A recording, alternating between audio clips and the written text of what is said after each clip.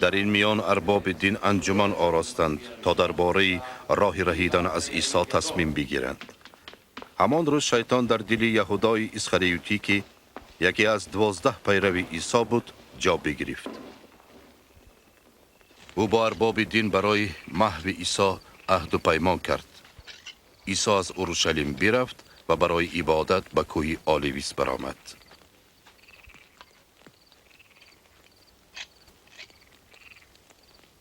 دعا کنید تا با وسوسه شیطان نیفتید.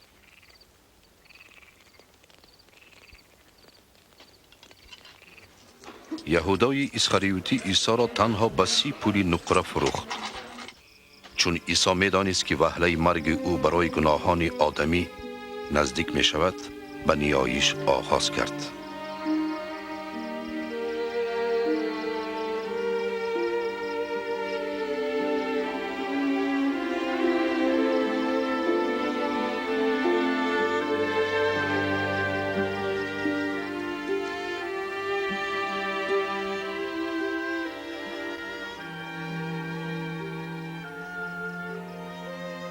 ای پدر، کاش این پیاله را دسترسی من نمی کردی.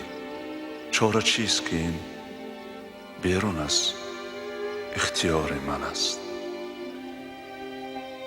بلکه به اراده توست.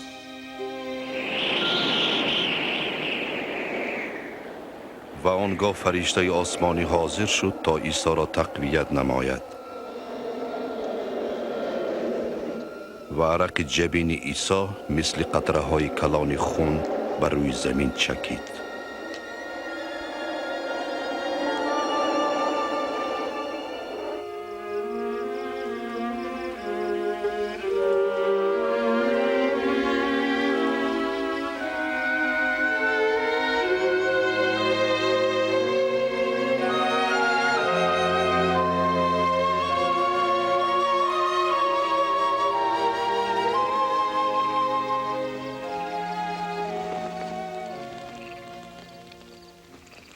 شما چرا خوابید؟ برخیزید، عبادت کنید تا اسیر نفس خود نشوید.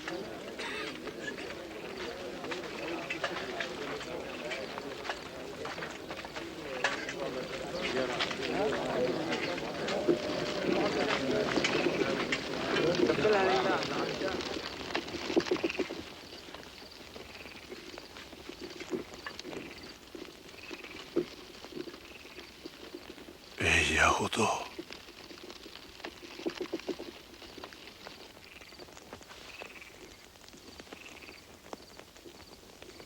مگر نه به این بوسه به من خیانت میکنی؟ با شمشیرش مگر بزنیم؟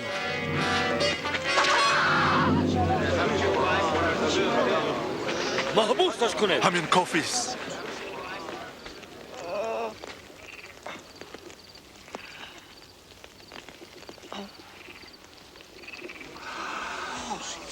معجزه. مگر من راهزنم که شمشیر به دست به سر من آمدید؟ هر روز با شما در معبد بودم، دست به من دراز نمی کردید. اینک نوبت شماست که نیروی ظلمت حکم راند.